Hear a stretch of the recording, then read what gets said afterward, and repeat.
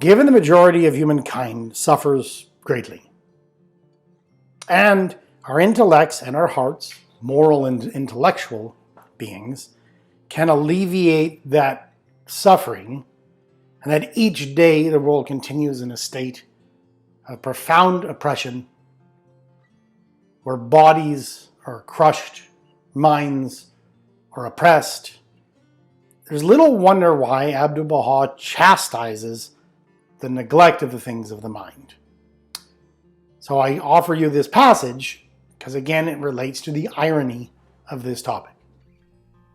Although in the past all the great spiritual teachers have arisen in the East, there are still many men there who are quite devoid of spirituality. With regard to the things of the spirit, they are as lifeless as a stone, nor do they wish to be otherwise, for they consider that man is only a higher form of animal, and that the things of God concern him not.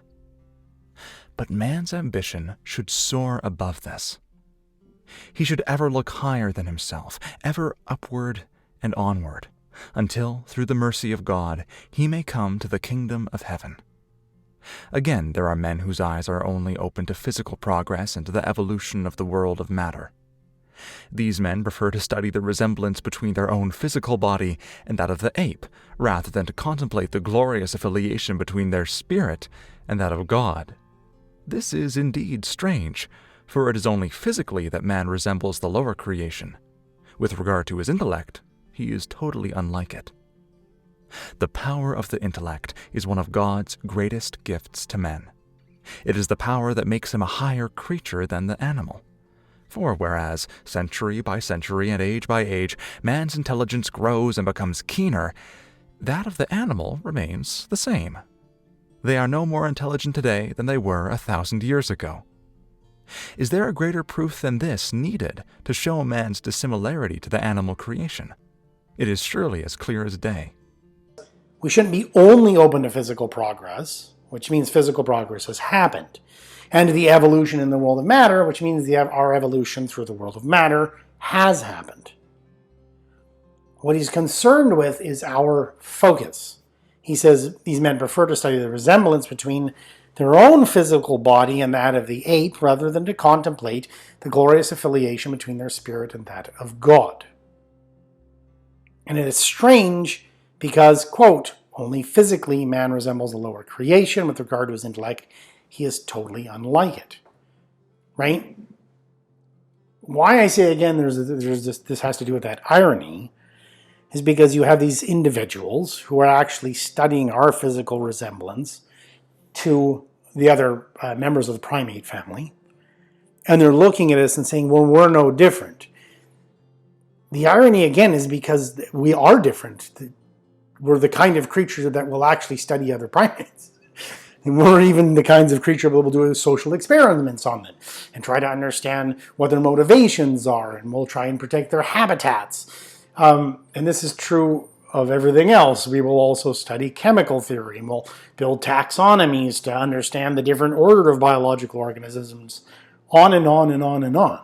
The very act of the individual doing this is doing something that that thing can't do.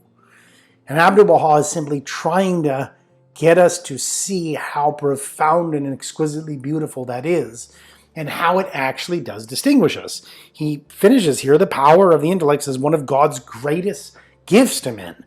It is the power that makes him higher than the animal. So Abdu'l here isn't against studying resemblances between our bodies and those of apes. And please understand this, that's not what he's saying. It's to those who, with regards to the life of the spirit, our spiritual and ethical evolution, and our own intellect, are lifeless as a stone, because they're open only to physical progress and to the evolution of matter. And it's important because when you actually look at human evolution, say just over the last couple thousand years, we have made leaps and leaps and leaps and bounds evolutionarily, but not really in the world of our physical bodies. It has really been intellectual and social evolution. If you will, our political and economic and social resource packages, our theories and understandings, that have changed the face of the entire globe. The scientific revolution is not a process of material evolution or physical evolution only. It is actually an intellectual evolution and revolution. And Abdu'l is trying to get us to see that that really matters. That really matters. That is again why I say it's ironic, because people will say, well, Abdu'l himself has no respect for modern day science. He's actually going against scientific findings. When in actual fact, he's not doing that at all. He's saying, no, look at your scientific findings. Understand that you do that. And that is something that which is the absolute, like, if you will, crown of humanity.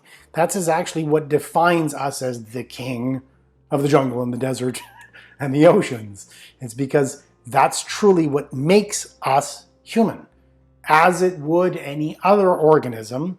This is why he said earlier, any being devoid of these faculties. He didn't say any hominid. He didn't say any primate. He said any being devoid of these cannot be called human.